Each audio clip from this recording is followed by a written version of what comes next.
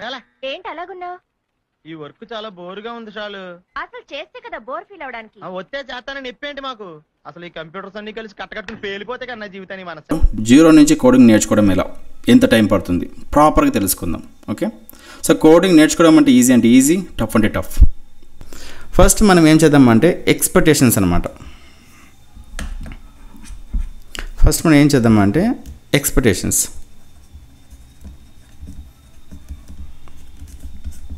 So coding నేర్చుకోవడం అంటే every పర్సన్కి డిఫరెంట్ అనమాట. కొంతమందికి 1 వీక్ పట్టవచ్చు, కొంతమందికి 2 వీక్స్ పట్టవచ్చు, కొంతమందికి 3 months 4 months 1 year 2 years ఎంతైనా పట్టవచ్చు. ఓకే, అసలు నీ ఎండ్ గోల్ ఏంటి? నీ ఎండ్ గోల్ ఏంటి? హాబీ కోసమా, జాబ్ కోసమా? ఓకే, సో జాబ్ కోసం అయితే ఇప్పుడు స్టార్ట్ చేయి. ఓకే, దాని తర్వాత థర్డ్ స్టెప్ వచ్చేసి బేసిక్ కాన్సెప్ట్స్ అండ్ ఫండమెంటల్స్. అసలు కోడింగ్ అంటే ఏం లేదు, ఇట్స్ వెరీ సింపుల్. కంప్యూటర్కి చెప్పే instructions. Okay, languages like Python or JavaScript start చేసుకోండి. ఆల్గరిథమ్స్ అండ్ డేటా స్ట్రక్చర్స్ చాలా ఇంపార్టెంట్ అనమాట, అది మాత్రం మైండ్లో పెట్టుకోండి. ఓకే, సో ఇవి చాలా ఇంపార్టెంట్. దాని తర్వాత లెర్నింగ్ ఫేజెస్. ఫస్ట్ ఫేజ్లో ఏమవుతుందంటే ఫస్ట్ స్టార్ట్ చేసేయండి, ఏం థింక్ చేయకండి. ఓకే, సో ఫస్ట్ మంత్లో ఏం చేస్తారంటే ఫస్ట్ మంత్లో లాంగ్వేజ్ సెలెక్ట్ చేసుకోండి. ఓకే, ఒక లాంగ్వేజ్, అది పైథాన్ అవ్వచ్చు, జావా స్క్రిప్ట్ అవ్వచ్చు, ఏదో పిక్ చేసుకోండి. సో మీకు Python or JavaScript is enough అనమాట. అది కాకుండా సి లాంగ్వేజ్, జావా కానీ .NET కానీ వీటి జోలికి నేను వెళ్ళడం లేదు, ఎందుకంటే అవన్నీ కూడా ఒక బిగినర్ లెవెల్కి అవసరం లేదు.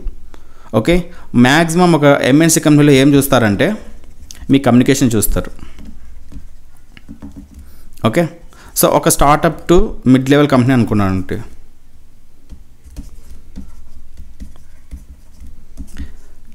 మీ ప్రోగ్రామింగ్ స్కిల్స్ అనేవి చూస్తారు. ఓకే, మోస్ట్లీ మనకి MNCలో ఉండేది ఏమంటే ఏమీ లేదు, ఎక్కువ అంటే కమ్యూనికేషన్ మీద చూస్తారు. So startup mid level company based ఏవైతే ఉన్నాయో అవి మాత్రం ప్రాబ్లమ్ సాల్వింగ్ ఏదైతే చేస్తారో ఉంటే చాలు. ఓకే, ఇవి 2 కాన్సెప్ట్ పెట్టుకోండి, దట్స్ ఎనఫ్ అనమాట, మోర్ దెన్ ఎనఫ్. ఓకే, దాని తర్వాత ఫస్ట్ పైథాన్ పిక్ చేసుకున్నారు, కమ్యూనికేషన్ ప్రాపర్గా ఉంది, స్టార్టప్ మిడ్ లెవెల్లో కూడా ఆ ప్రాబ్లమ్ స్కిల్స్ అనేది మీరు నేర్చుకున్నారు. ఓకే, దాని తర్వాత నెక్స్ట్ ఏంటి, ప్రాజెక్ట్స్ బిల్డ్ చేయండి.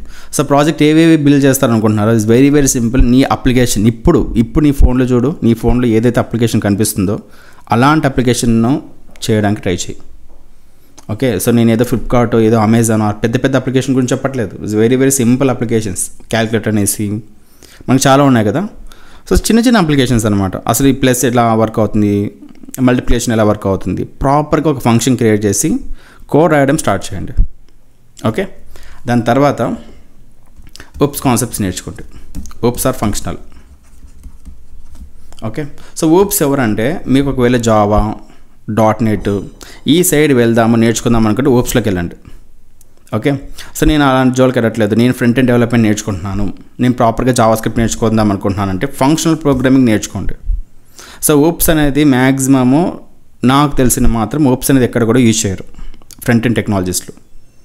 మేబీ రేర్లీ యూజ్ చేస్తారేమో కానీ బట్ నేను తెలుసుకున్న దాంట్లో, నేను వర్క్ చేసిన దాంట్లో ఎక్కడ కూడా ఓప్స్ అనేది మనం ఎక్కడ యూజ్ చేయరు. ఓకే, సో ఫంక్షనల్ ప్రోగ్రామింగ్ అనేది ప్రాపర్గా నేర్చుకోండి. ఓకే, దాని తర్వాత 6 months ఇవన్నీ మొత్తం నేర్చుకోవడానికి ఈజీగా ఒక 6 months టైం పడుతుంది. ఈ 6 months టైం అయిన తర్వాత ఫ్రేమ్ వర్క్స్ నేర్చుకోండి. ఓకే, సో పైథాన్ ఆల్రెడీ మీరు నేర్చుకున్నారు కదా, పైథాన్లో అయితే డిజాంగో,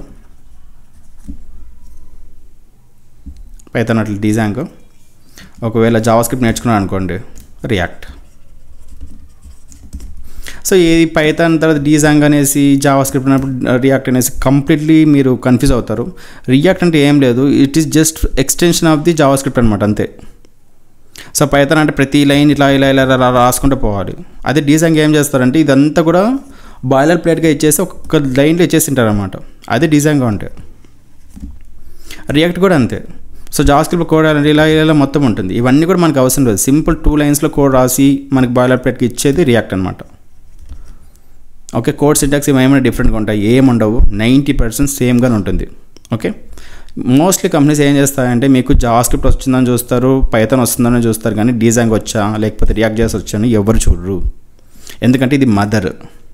ఓకే, సో మీరు ప్రాపర్గా ఇవి నేర్చుకోవాలన్నమాట. ప్రాపర్గా మీ బిల్డింగ్ అనేది బేసిక్స్లో ఉండాలి, మంచి ప్రాపర్గా ఈ స్కిల్స్ అనేది నేర్చుకోవాలి, జావా స్క్రిప్ట్ అనేది నేర్చుకోవాలి. దాని తర్వాత అడ్వాన్స్గా బాగా సెట్ అయింది, నాకు బాగా వచ్చు అన్నప్పుడు మాత్రం రియాక్ట్లోకి వెళ్ళాలి. సో చాలామంది బిగినర్ లెవెల్ చేసే పని ఏంటంటే ఫస్ట్ రియాక్ట్లోకి వెళ్ళిపోతారు, తర్వాత జావా స్క్రిప్ట్లోకి వస్తారు. అసలు రియాక్ట్ అంటే ఈజ్ నథింగ్ బట్ జావా స్క్రిప్టే కదా. ఫస్ట్ జావా స్క్రిప్ట్లోకి వెళ్ళు, ఆ ఫంక్షన్స్ మొత్తం అర్థం చేసుకో, దాని తర్వాత రియాక్ట్లోకి రావాలి. ఓకేనా? ఏంటంటే కన్సిస్టెన్సీ.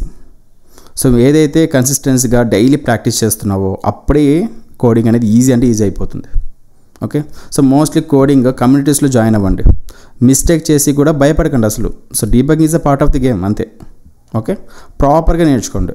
ఓకే, దాంతో మనకు తెలుసు ఇవన్నీ చేసి నేర్చుకునేటప్పుడు ఖచ్చితంగా ఫ్రస్ట్రేషన్ వస్తుంది, అది కంప్లీట్లీ నార్మల్. బ్రేక్ తీసుకోండి, ఫారమ్స్లో హెల్ప్ అడగండి. ఓకే, మోటివేషన్ మెయింటైన్ చేయండి, స్మాల్ గోల్స్ కూడా సెట్ చేసుకోండి. ఓకే, టైం బ్యాలెన్స్ చేసుకోవాలి ప్రాపర్గా. ఓకే, సో టైం మేనేజ్మెంట్ అనేది ఉండాలి. సో ఫర్దర్ నేను చెప్తా టైం మేనేజ్మెంట్ ఎలా చేయాలని మనం ఫర్దర్గా చెప్తా. ఓకే, సో ఇది ఫైనల్గా ఒక బిగినర్ లెవెల్ నుంచి అడ్వాన్స్ లెవెల్ వరకు ఒక డెవలపర్ అవ్వాలంటే రోడ్ మ్యాప్ మీ ఫోకస్ని బట్టి. ఓకే, రెగ్యులర్ ప్రాక్టీస్ చేయండి, మిక్స్డ్ రిసోర్సెస్ యూజ్ చేయండి. మీకు ఇంకా ఏమైనా డౌట్స్ ఉంటే కమెంట్ బాక్స్లో అడగండి, నేను హెల్ప్ చేస్తాం. See you on next video. Thank you, bye by.